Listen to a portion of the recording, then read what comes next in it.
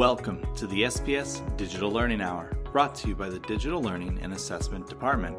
We're coming to you from a conference room in Central Office, bringing you the latest news in Springfield Public Schools in regards to technology, along with inspiring interviews from teachers who are using technology in the classroom. We'll also inform you on the latest updates, practices, and news as it pertains to our district. Whether you are new to using technology in the classroom or a seasoned vet, we are here to help.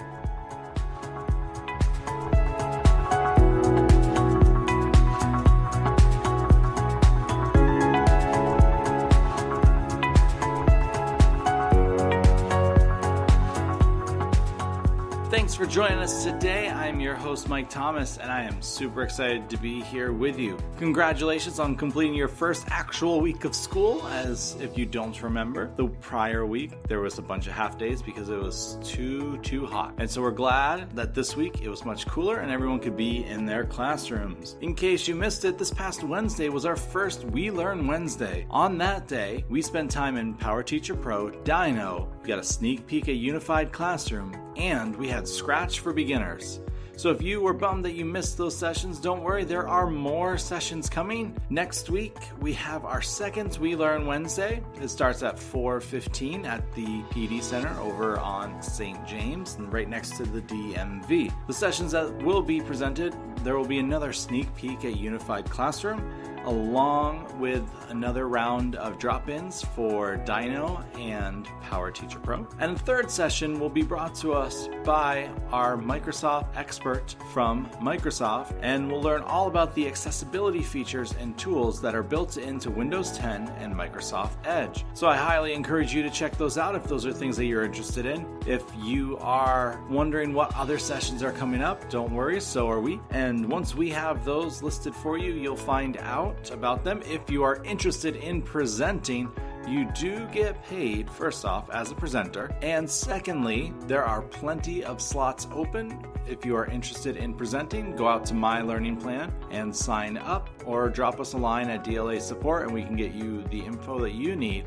so that you can sign up and be a part of the We Learn Wednesdays. In case you missed it, the latest blog post was up, and it's all about why you should use a learning management system. For many of you who have never used a learning management system, you have no idea what you're missing. So one of the great things with a learning management system is it allows us to differentiate. Students can access it anytime, anywhere. It's a good way to organize your classroom and increase communication. There's also a lot of time-saving features like auto-grading. By using the learning management system, you can embed all sorts of content. So instead of just having readings, you could also have explainer videos, or you could have different tools built into it. Right now, we use Brightspace in the district. We are working towards Unified Classroom. And like I mentioned about the We Learn Wednesdays, if you are looking for a sneak peek into what is coming, you should come on down to the PD Center. But that's what the blog is all about. It also talks about how it's different from Office 365 and Teams, the difference between a learning management system and that. I think this is a very important tool that could help us progress as a district and meet all the goals that we have. In case you missed it, this past year we interviewed Scott Wohlers, who is actually part of our podcast this week, and we were able to observe his classroom and record it and just talk about how he integrated technology into his lessons. And there's even videos out on stream which show how the students use the technology. Now, if this sounds like something that you are interested in, one, don't be afraid. Reach out to us at DLA Support. We're looking for teachers who are willing to record themselves in their lessons and then talk about it afterwards in how they are using technology to differentiate. This goes right along with our SAMR videos and the idea behind the good integration of technology into the classroom and how it can be applied to your lessons. If you are interested in being a part of this, please reach out to us. We are sending emails out very shortly, soliciting teachers to find out if they would be willing to be a part of this. And we hope you are too. So that is it for In Case You Missed It. Coming up next, Mike's ISTE time. At least that's what I'm going to call it right now. I don't have a good name for this session yet. We will come up with something.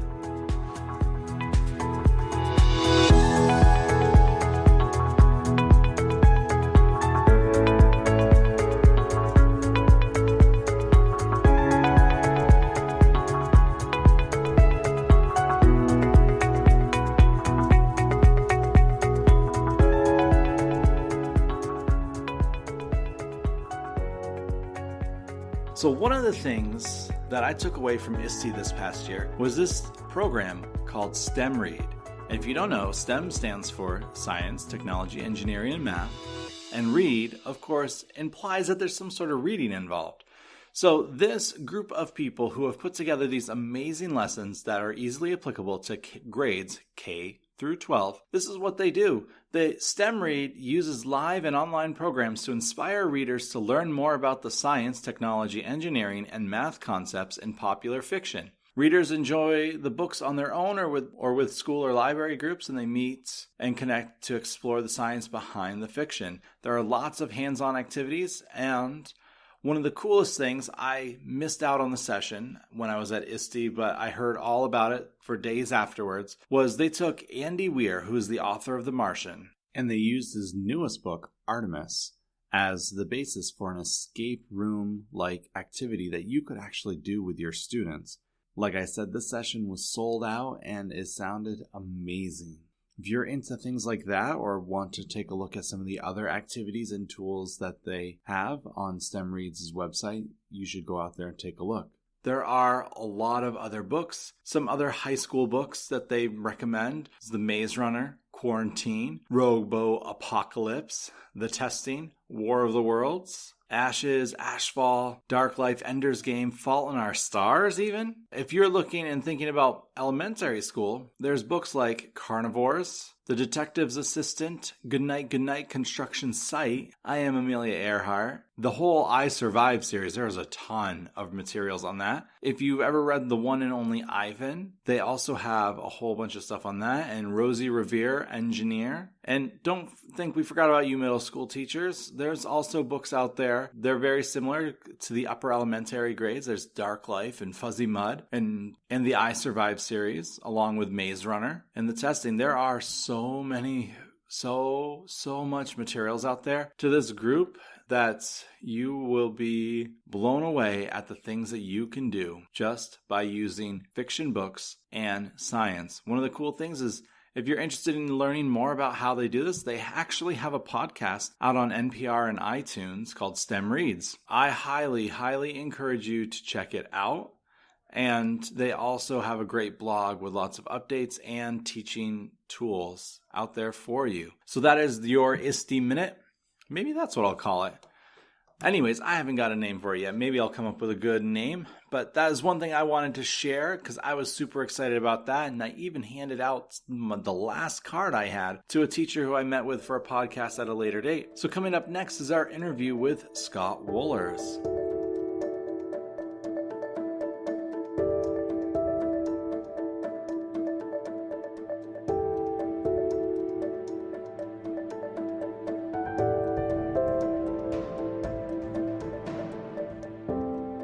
For this week's interview, we interviewed Scott Wohlers at Dryden Elementary School, discussed his past in teaching and his current teaching situations, and how he's used technology in the classroom.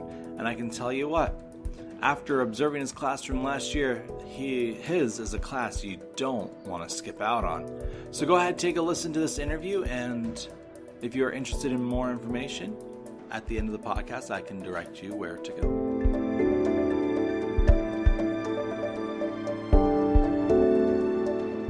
My name is Scott Wohlers. I am a fifth grade teacher here at Dryden Elementary in Springfield.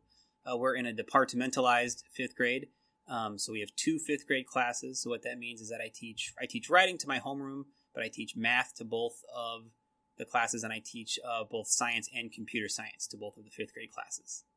So have you always taught that way, where it was departmentalized and you're teaching the computer science and the science and...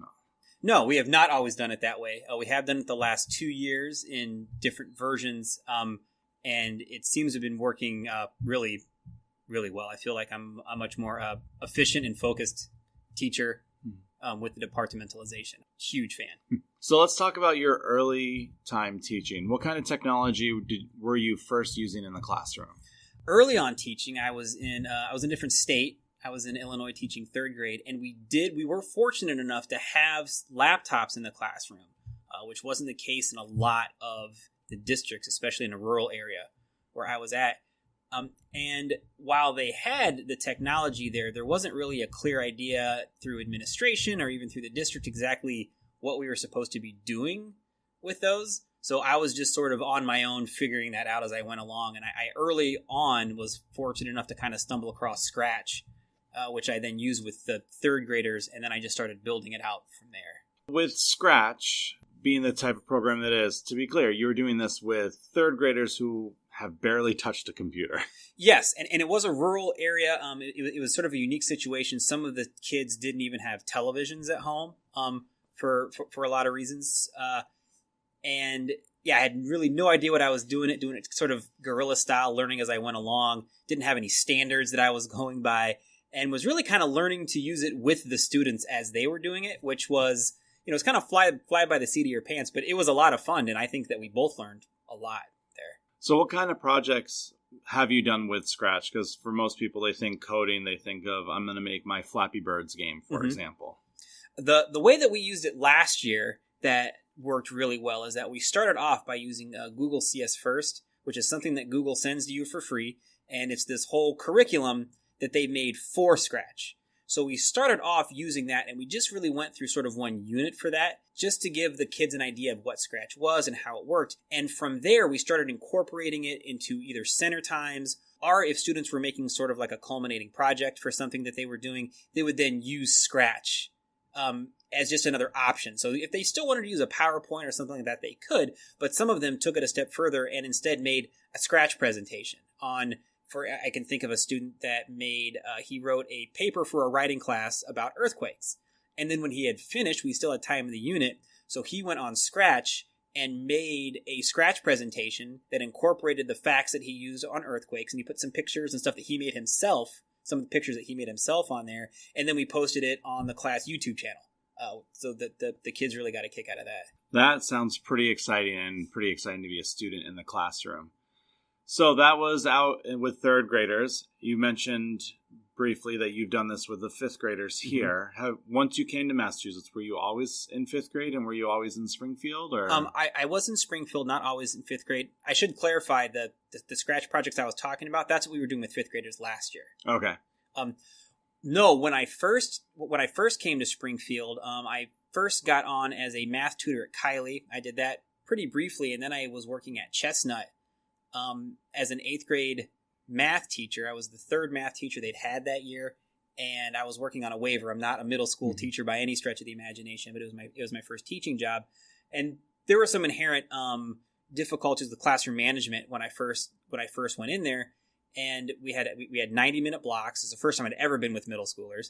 And what I did is that there was a math lab, or there was just a computer lab that was in disuse. It hadn't been used. I was able to get the tech department, wonderful tech department. They came in, they got the place up and running. They replaced anything that was missing. And so I worked it out with my students and my vice principal at the time that if we could have a focused first half of our math lesson, the second half of our math lesson, we would go down to the computer lab, and I used Khan Academy because it didn't cost me any money, and it was something that we could get right into and did a decent job of differentiating. But what it did is it gave the students more of a motivation who didn't really have much of a motivation to really stay on task at the time that we were in the classroom. So even though we were in the classroom less, I feel that our efficiency increased by quite a bit. So you used Khan Academy with them. Have you used it with your fifth graders, or? When I had first started teaching fifth grade, because I was familiar with Khan Academy, I did incorporate it as one of our stations that we did.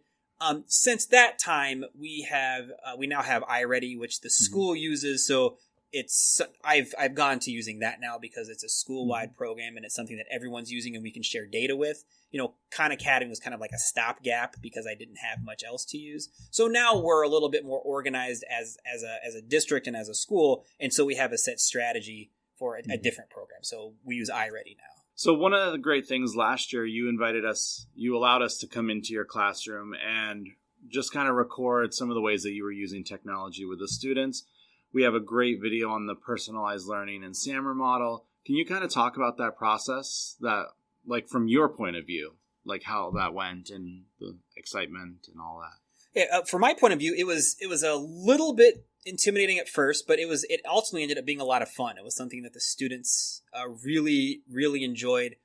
One of the bigger challenges that I find when we're differentiating, and when also particularly in math, when we're trying to find those really good, low floor, high ceiling activities, is coming up with or finding the activities themselves. So I used activities that have been developed by Joel Bowler and her colleagues. If you're a math teacher and you're not, especially elementary, not familiar with Joel Bowler, look it up. You'll find some really amazing stuff. Go to YouTube. Anyway, so what I really found out was what I really enjoyed during the process is seeing students have really good entry points, seeing students that oftentimes struggle for a lot of reasons to be involved in the math community, to be involved in conversations, to share their math thinking. Some of those barriers were reduced because it was really hands-on, and the activity really incorporated having younger students come in. And so some of the students who were sometimes more reluctant to share their math thinking, it wasn't as intimidating because of the nature of the activity. They had time with their groups to really understand what it was that they were doing. So they felt comfortable then sharing their math thinking and demonstrating, knowledge of what they were doing in a way that they had a lot more difficulty doing in some of our more standard lessons and just the day-to-day flow. So with these students, one of the things that we got to observe was there was a lot of problem solving that they did, not just in the type of math work that you were doing, but with some of the difficulties and challenges of trying to integrate the technology themselves. Can you talk any about that and what that was like from your point of view to see? About how they were integrating the technology, or how they were working through the concepts? The technology part. Yeah, what's really great about the technology is that students really are interested in it, and they want to know how to use it, and they really are interested in doing new things. So what I really had to do is give them time to plan. But as far as teaching them how to use the technology, and again, I do have fifth graders, but I find this the case in different degrees, in different grade levels. For the most part, I show them where the technology is. I give them an overview of how it works and what they can do with it. And from there, I kind of step back and let them explore, because many of them want to explore. And if one of the students sees somebody doing something that they don't know how to do, they're like, how did you do that? That is really cool. And they start teaching each other, and it just sort of like spreads virally throughout the classroom. I just kind of have to set it up, make sure they know the basics, and I do have to answer some specific questions here and there. But for the most part, just through their own exploration and curiosity, they end up just sort of naturally, I guess, teaching each other. Yeah. And so for those of you who don't know, these videos are out on Microsoft Stream, so they're easily viewable. One of the great things that I saw was with students when they were trying to record their learning when we were outside, they took different approaches with the laptop to record it themselves, which I thought was really interesting. Have you worked at all much with them prior to using the cameras, or was that kind of like you were saying before, it was their first time doing it and they were teaching each other? We had done some work with using the cameras, not much with video recording though. We did do a decent amount of work with recording pictures. For instance, one of our station activities would be to use Estimation 180, where there would be a problem that they would have to make an estimate, but then show how they came up with that estimate. They would take a picture of that, and they would post that picture onto a Padlet that we would have up on the smartboard.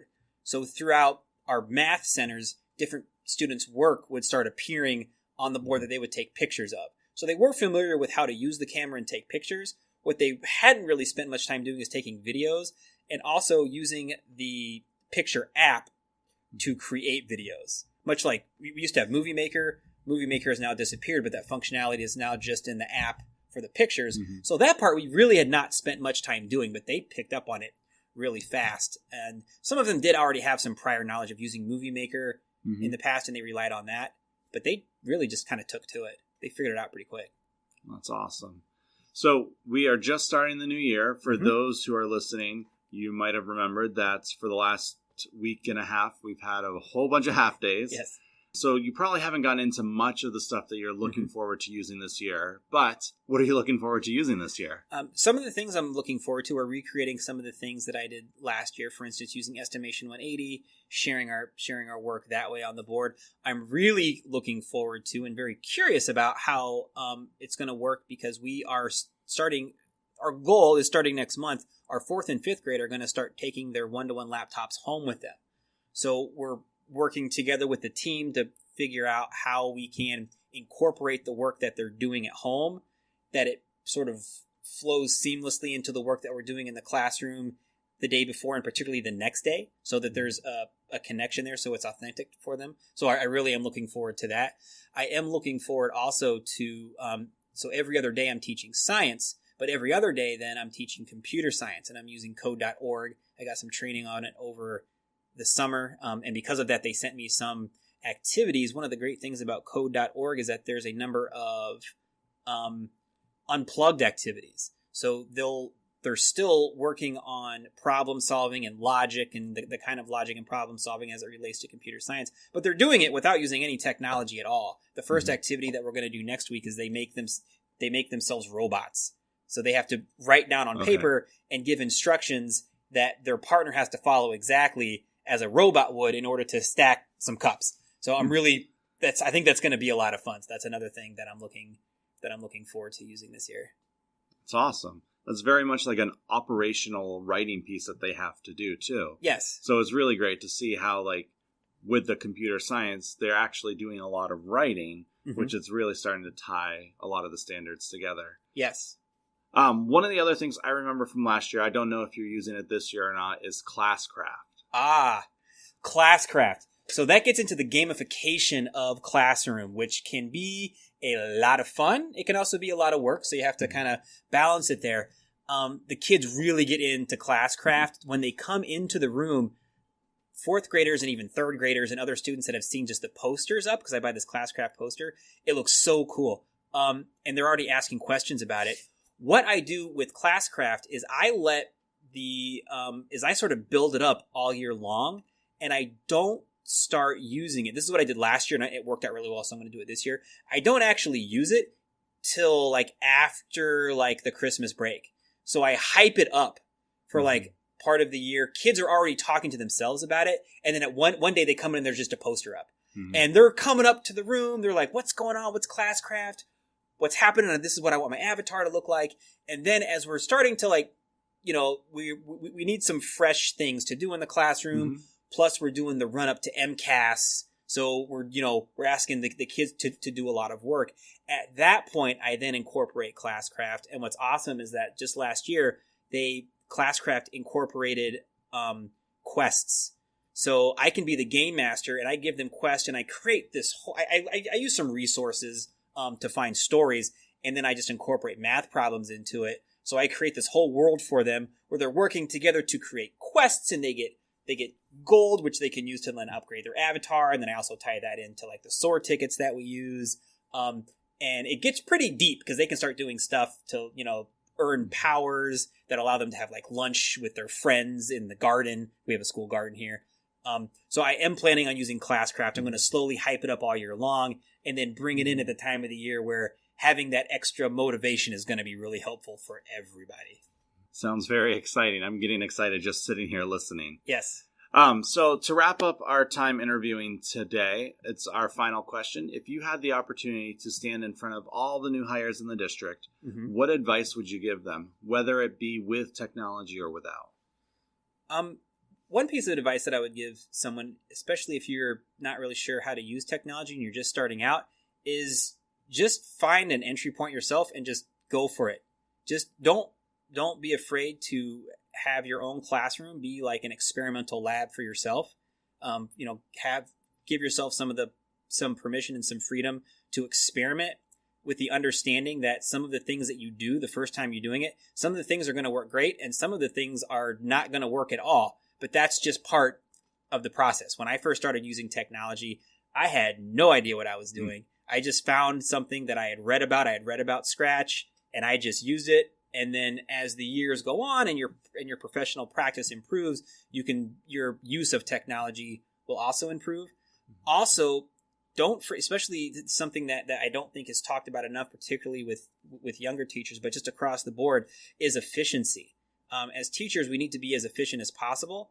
I think sometimes we don't like to talk about that because we, think, well, we need to do whatever we need to do to help our students. And if that means that, we're working huge long hours, that's what we're going to do. And sometimes that's what you have to do. But at the same time, the technology offers an opportunity to increase your efficiency, because the more efficient you are, the better teacher you're going to be, the more effective teacher you're going to be. And that's really what's best for students.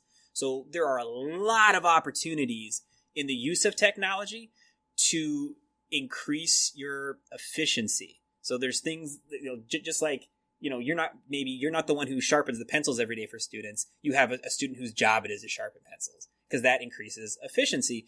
Look for those same opportunities with the technology. Look for ways to make your workload more efficient, because there's a lot of opportunities for that with technology. Thank you again for this opportunity to come and talk with you, and we'll be looking forward to hearing more about all the exciting things you're doing in the classroom. I look forward to seeing you again. It's always great.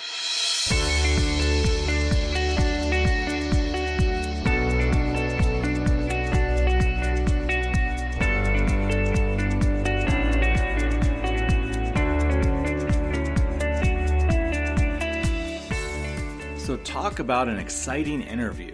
It was great to sit down with Scott again later on and discuss all the things that he was doing in the classroom and things that he had done. I really liked that he started out using Scratch by trial and error and really just giving it a try. And I think his advice for teachers is spot on. You want to become more efficient with your time. Yes, it might take a little time to learn how to use a tool, but once that tool helps you become more efficient, you now have more time back. And that is one of the great things. And all the things that we talked about in the interview, there will be links to in the show notes. So I hope that you check them out. If you are interested, like I mentioned in the interview, on Microsoft Stream, there's a personalized learning channel. And on that channel, there is the video from Scott's classroom, along with a shorter video of the students' work and how they use technology to help them learn. With that in mind, we're going to start to wrap up today. If you did not know, we are available on all sorts of platforms. Hopefully you've picked one that you really like. If not, you should tell your friends, send them links, share it with them, because we would love to get this out to everybody in the district so that everybody hears what's going on within every classroom and all the news and latest updates that we can. You can also follow me on Twitter or Instagram at Bearded Tech Ed Guy. If you knew and you saw me and you've met me, you know that I got a pretty awesome beard. So at Bearded Tech Ed Guy, you'll be able to find me on Twitter and Instagram. Also remember, out on Yammer, we continue to post updates. If you ever have any questions, post them there. If you think that you'd be a great to be interviewed, or you know someone who would be great to be interviewed for the podcast, please let me know. You can message me directly, or you can send an email to dlasupport@springfieldpublicschools.com. I'm Mike Thomas, and this is the SPS Digital Learning Hour. See you next week.